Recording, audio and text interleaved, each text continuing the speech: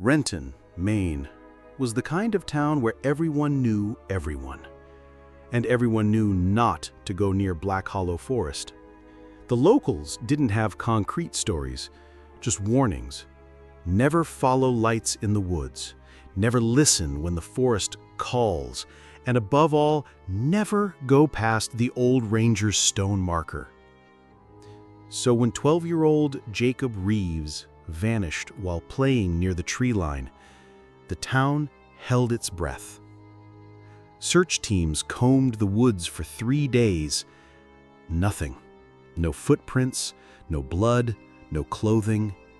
Dogs refused to go beyond a certain point. On the 4th day, the authorities called off the search. Likely fell into a ravine, they said, or taken by a wild animal. But Logan, Jacob's older brother, didn't believe that. He couldn't. Jacob was careful, cautious. They used to hike together in the woods all the time. The forest might be creepy, sure, but Jacob never strayed far.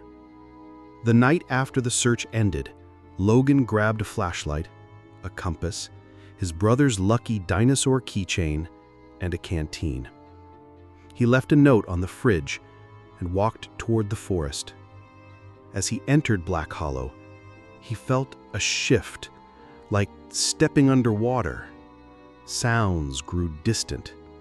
The usual crunch of twigs beneath his boots seemed muted. The deeper he walked, the heavier the silence became. No birds, no insects, no wind, just stillness. Then he saw them. Carvings on the trees, crude stick figures, eyes hollowed out, some with X marks over their mouths. As he moved forward, the carvings became more disturbing. Children hanging, faces melting, lines that looked like screaming. A cold breath passed his ear, though the air was still, and then a whisper. He's still here. By nightfall, Logan was deep in the woods, farther than he'd ever gone. He tried to mark his path with broken branches, but somehow the forest changed behind him. Looking back, the way he came was unfamiliar. Trees stood closer together. Shapes in the mist shifted when he wasn't looking directly at them. He kept walking. At one point, the trees opened slightly to reveal a narrow stone arch covered in moss. Beneath it, a decayed wooden sign barely held together by rusted nails. The faded letters spelled, "Silent Zone, do not enter." Something in Logan screamed to turn back. He crossed the threshold anyway. Immediately, everything changed. The silence became deeper. Even his breathing seemed swallowed. The air was colder, the light dimmer. Trees were denser, twisted as if grown in agony. Their bark seemed scorched in places, others marked with claw-like symbols. The compass spun uselessly, his flashlight flickered. The batteries were new. Then came the laughter, quiet, childlike, but wrong. Logan spun around. Nothing. But in the distance, something pale moved between the trees. Long limbs, slow movements, head tilted in an unnatural angle. He ran. Branches lashed at his face, roots clawed his ankles. The forest seemed to pull at him, tripping him, slowing him down. When he finally stopped, gasping for breath, he realized his backpack was gone, and so was the keychain. It was too quiet again, except a low hum, not mechanical, biological, like something breathing beneath the soil. He looked down. The earth was moving. Logan sprinted until his legs gave out. Eventually, he collapsed near a moss-covered log. Hours passed, or maybe minutes. Time didn't work right here. He spotted a structure ahead, something man-made. A small cabin, its roof half caved in, overtaken by vines and rot. The windows were black. The door barely hung on its hinges. Inside, it smelled of damp wood and decay. Old furniture was overturned, mold blooming across the walls. But what caught his attention were the shoes.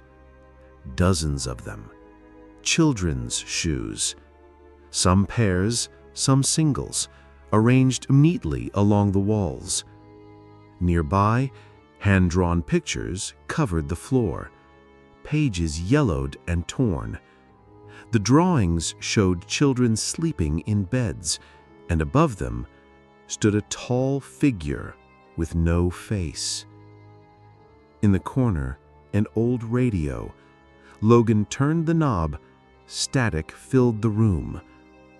Then, a voice, faint, warped. "Don't follow the whispers.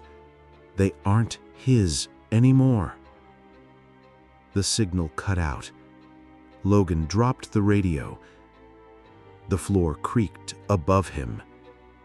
He wasn't alone. Very slowly, he looked up.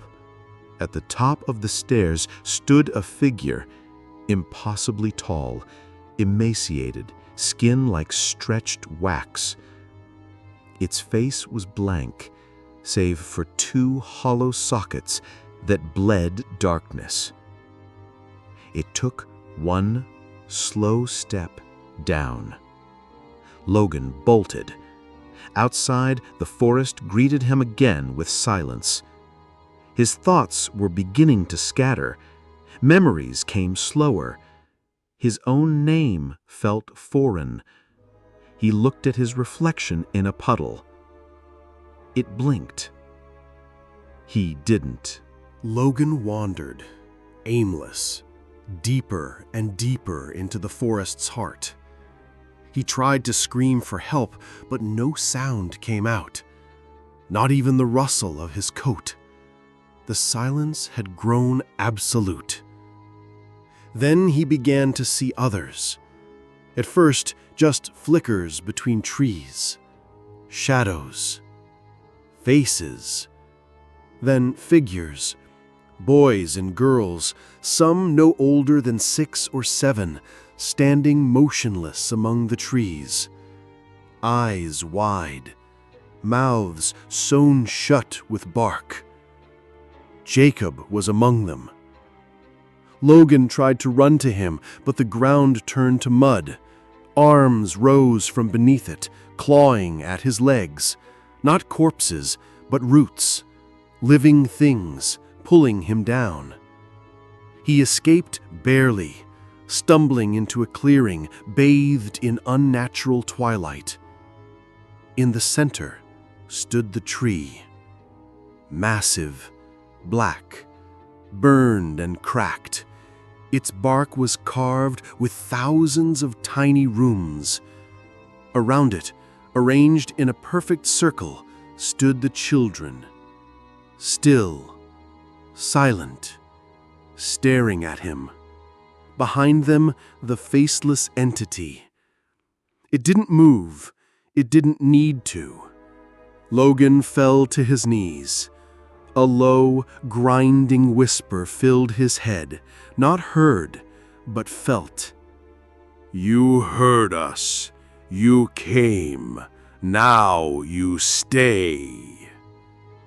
His voice was gone. When rangers finally found Logan's body 3 weeks later, it was lying at the edge of the forest. He was barefoot, clothes tattered, skin pale and damp with morning dew. No signs of trauma, just an expression on his face. Eyes wide, mouth open in a final silent scream. The official report labeled it death by exposure and shock. But some details never made the report, like how none of the search dogs would go near the tree line, or how Logan's reflection in the melted snow stayed behind after they took the body, or how days later a local boy swore he heard Jacob's voice calling from the forest. Now, if you visit Renton, you'll see signs posted around Black Hollow. Danger, do not enter, protected zone. But the locals have their own name for it, the Silent Forest.